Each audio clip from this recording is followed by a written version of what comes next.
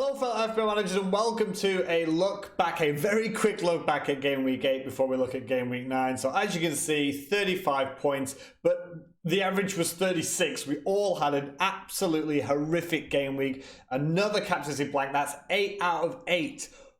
Wrong, well not wrong, but blanked captaincy picks that I've had so far, or basically I've had other people on my team who have done better than my captain. So Pookie Party looks like it's dead and buried. At 1 point there, could get something against Bournemouth. I do feel like that, but I'll go on to my transfers I've already made just after we go through my team for this game week.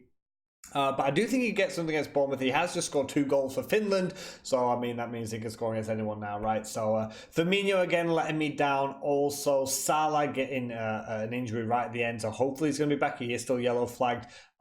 Pretty much nothing my entire team except Pope again coming through 7 points. Lundstrom again there with 5. Clean sheet, but he got booked, so he got 5 points. And Mount, my highest scoring player of the week, with just 7 points. So it was horrific. But if we just have a quick look, it was bad for everyone. So if you just go onto the round point score and you look at some of the players here on the right-hand side of who were the best players of this game week. So you've got Foster, top goalkeeper, followed by Norwich goalkeeper McGovern.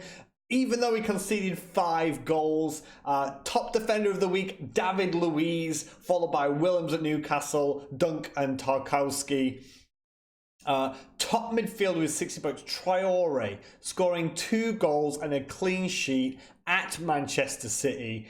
It's absolutely madness. Followed by James Milner as the second best midfielder of the week.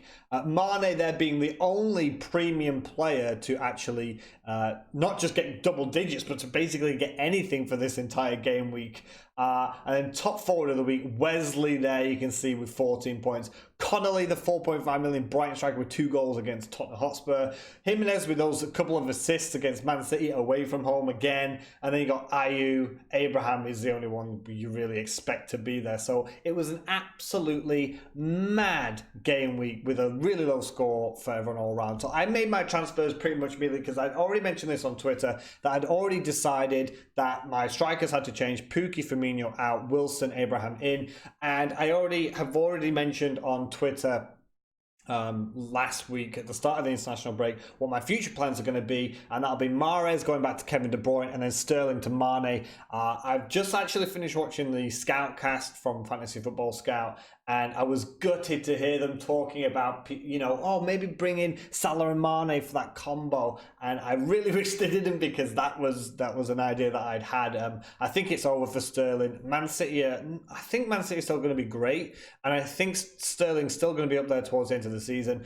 But I've said it since game week 2, Southampton, when I was watching Mane, and even when I watch Liverpool now and I've got Salah, I would be scared if I didn't have Salah, but I have him. But I am so much more scared of Mane than Sterling right now. So if I could just click my fingers and have Mane in right now instead of Sterling, I'm not going to take another points hit this game week though. So I'll take a -4 this week to bring in Wilson and Abraham, and probably a -4 next week to bring Kevin De Bruyne and Mane. Then I'll be pretty set with this side.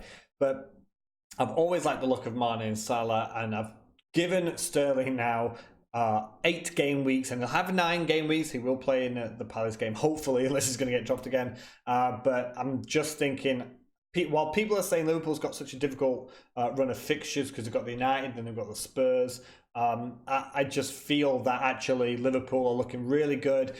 When I watch Liverpool, it seems to be... That's why I had Firmino in. Firmino and Salah, I thought, would ease that fear of not having Mane in it, and that's not the case. It still feels like Salah and Mane are going to be right up there at the top, and I think Mane could outscore Sterling even long term. So, and again, they're just not droppable. You're going to pay 11.7, I think Mane is now, and 12.5 for Salah. You're going to get players that basically play 90 minutes all the time. They're not going to get dropped. So that is my future plan. That's what I'll feel comfortable with. I think this is the team I'm going to go with. You can see Cantwell and Salah both having some yellow flags there. Rico sat staring at me on the bench. I still feel Pookie's going to do something, but the reason why I made the transfer Firmino and Pookie to Wilson and Abraham is those 2 strikers. Abraham, I'll talk about him later on, but Abraham is looking in really good form. He's got Newcastle at home. I could have just done maybe Firmino to Abraham and took a risk on Pukki, but Wilson he's got Norwich at home, and then he's got Watford as well. So I want him for at least the next 2 game weeks. I didn't want to bring him in next week because I already said I'll take a -4 this week, a -4 next week, and then I should be done for a while. Hopefully, I'll be able to build up some free transfers after that. The only reason I didn't have a free transfer is it all started when Lanzini got that injury, and I had to swap him out. So that's my future plan. If all goes well. You can see I'm 1.6 million, almost 1.7 million ranked right now. So I really need to find a way to wiggle up that table. And if we have a quick look at the last week predictions, again, all out the window. I don't think we have to go through this. It was horrible. Wolves, fantastic. Well done to them by beating Manchester City. Sterling, nothing. Pukki, nothing. Wilson, nothing. Mahrez brought off before 60 minutes, so it got me 1 point. So that punt of going from Kevin De Bruyne to Mahrez, and I always said missing Kevin De Bruyne for 1 game when people, he's going to miss a game anyway, and going for Mahrez, who's in great form, I still don't regret doing that. Yarmolenko as well, McGinn in a game where Villa score 5 goals and he gets nothing is absolutely unbelievable.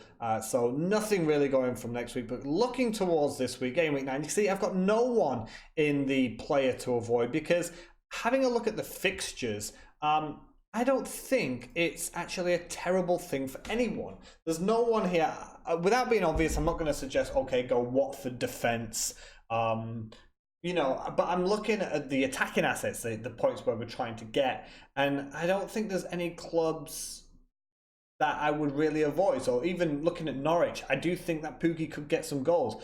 Bournemouth have, they concede just as many chances as the likes of Norwich. So I think that could be like a 3-3 goal fest. That could be something to look at. Everton, West Ham. Granted, Everton's not in the best form, but I still think they could get something at home there. Villa, Brighton, I think there's goals there as well. Chelsea, Newcastle. Newcastle have upset. They upset Spurs, but I think Chelsea's in such good form, and I don't think anyone's going to be bringing in a load of Newcastle assets for this game week. Leicester, Burnley, lesser favourites, but Burnley pretty solid at the back, so I won't be taking anyone out of my side. If I was Burnley, I'd just keep him for the week. And in, I think a lot of people talk about Vardy and Maddison. Spurs, Watford, again, that's pretty obvious, but should be, but Spurs form isn't very good. Wolves, Southampton. Wolves looking back. Again, I don't think there's many people out there saying, I'm going to bring lots of Southampton assets in, but you might be bringing Wolves in. But again, no one really to avoid there. Southampton's, the likes of Ings, could pick up something. Palace, City could be an interesting one. Palace seems to be City's sort of bogey team. I know that they were the ones that broke their record at the Etihad. They've done that a lot, Palace. They're in good form, up there with clean sheets. And if Kevin De Bruyne's back, I think City should win that. But if he's not, I think that could be an interesting game. United, Liverpool. United got quite a few injuries. David De Gea, the latest one, to look like he might miss the game there. But again, I think we're looking to all the bookies' odds are all on Liverpool there, but United could gear themselves up. It's at home. The fans at Old Trafford will be there, and that could be a great atmosphere. And Arsenal, Sheffield United, again, I'm not going to go against Sheffield United. They're really strong at home. They can really frustrate opponents, and I don't see Aubameyang scoring a hat-trick, to be honest. So maybe as an avoid, I wouldn't bring Aubameyang in this game week because Sheffield United have looked extremely well structured at the back. So no one really to avoid for this game week. Coming on to the ones to talk about, so Tammy Abraham, of course, is probably the most picked asset, I would say, coming in. He's in great form. Chelsea have great fixtures. He's 42% owned, so it's the idea of a shield. So similar to why a lot of people brought Pukki in. If he does something, you've owned him with 42% of the game, so you're covering yourself. If he doesn't do anything, again, 42% of the game will fail. So that is something. 7.7 million now, so he is starting to get a little bit pricey. But again, that's the price that you've got to pay for shields. But for his price, he is up there stats-wise with Sergio Aguero, so you're saving a lot of money there. In the last 4 game weeks, he's second for goal attempts and second for attempts in the area, both behind Sergio Aguero. He's joint top scorer with 4 goals. But that fixture run that Tammy Abraham and Chelsea have right now, it's too difficult to ignore. And again, like I said, he's just behind Sergio Aguero, but Sergio Aguero is up there for, I think it's like 12 million. So he's saving a lot of money, and he's in amazing form, and he's got Newcastle at home.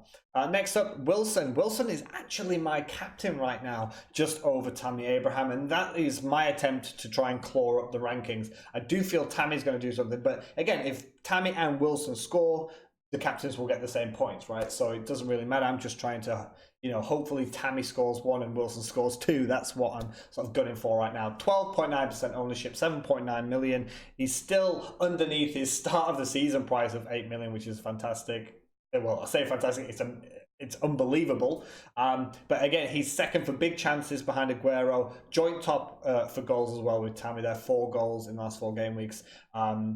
Joint top for big chances, and he's also joint top for 80% shot accuracy with Wesley, and Tammy is under them with 67%. So when I was looking at those stats, I took out the players that, for example, have maybe played once and had 1 shot and 1 shot on target. I'm talking about regular players that have played a lot of minutes. So Wilson has played a lot of minutes this season, so Sam's, Tammy, and all of those other players. So 80% shot accuracy is fantastic. Tammy's on 67%, which is also really good, but at the top it's Wesley and Wilson. He's also there for goal conversion, so 50% goal conversion there, so he's pretty deadly. I think we all mentioned the end of the Southampton game when he scored with his only touch in like the 94th minute, so he is clinical. If he's going to get a chance, he's going to put it away. And now we're going to go on to Jamie Vardy, just 10.6% ownership still, despite Leicester's amazing run of fixtures. He's 9 million, so maybe that is something that's putting people off his price. He's just reliable and consistent. I brought him in at the end of last season when Leicester had like a 10-game run, and whilst he's not up there for stats, he's not right at the top. Please remember that Leicester did have a very difficult start fixture-wise to start the season. Now they've got a sea of green. You can bring him in, hold him for 9 games, and I want to try and guarantee that in those 9 games, he'll get you attacking returns in at least half of them. And I wouldn't be surprised if we see a couple of double-digit hauls in those 9 games. Moving on to the differentials then. So Raul Jimenez, 8.8% ownership, 7.1 million now. Great performance from Wolves last week, as I mentioned. Again, similar to Leicester, Wolves had a really tough start to the season, and now pretty good fixtures all the way up to game week 17. He looks sharp against Manchester City. So this could be the return of the Jimenez of old, especially now because he's not playing for Mexico. He's resting for the rest of 2019, so he's just had a nice rest during the international break. And 7.1 million, I'm thinking if people want to play a 3-4-3, they want to have 3 strikers, and you've got the likes of Wilson and Tammy, I think Jimenez making up that sort of mid-priced front 3 is a pretty good option, especially if you want to maybe get off the likes of Hallier at West Ham and you want to drop down a couple of million, or if you can't afford to get up to 7.7 million or 7.9 million or 9 million of Vardy, Tammy and Wilson as your second striker, then Jimenez might be a good route to go down. Another differential here is El Ghazi, Aston Villa, 5.5 million, 1.4% ownership, so very low ownership there. And he's got 3 assists and a goal in the last 3 game weeks. And in the last 4 game weeks, he's had 5 shots inside of the box and 5 shots all on target.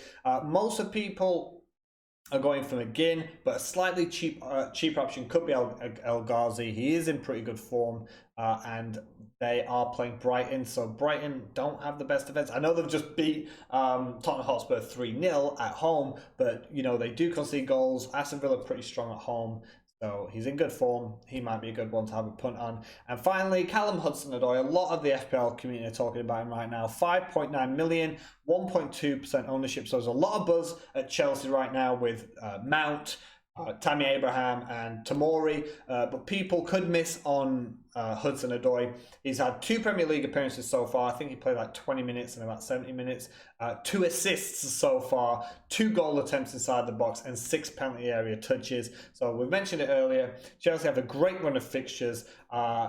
His price and the idea of having 3 Chelsea players could put a few people off. But if you fancy a punt and think that Chelsea will go on a good run during this easy run of fixtures, I say easy, with quotation marks, of course, nothing is that simple in football. But if you put him alongside Mount, Abraham, or even both of them, I think that would be a great differential. It's like I think we call it a compound differential, right? So a lot of people have Mount, a lot of people have Abraham, but combine them together, not a lot of people have that. And then definitely if you've got Odoi, Hudson-Odoi, and Mount, and Abraham all together, that is in itself a really big differential. So that's going to be it for this game week. Let me know in the comments below what you guys are thinking and feeling for game week 9. If you enjoyed the international break rest, I personally have not. I just missed football. There's not a lot I can do, really. But I'm glad that it's back. Hopefully, we're all going to have a lot better game week. I need to get inside the top 1,000,000 sooner or later, or it's all going to go to basically hit the fan. So hopefully, we're all going to get green arrows. Should be streaming for a little bit on Friday again around 1 to 2 p.m. GMT UK time. So hopefully, you guys will pop in and see that. And yeah, that's it, guys. As always, have a good one.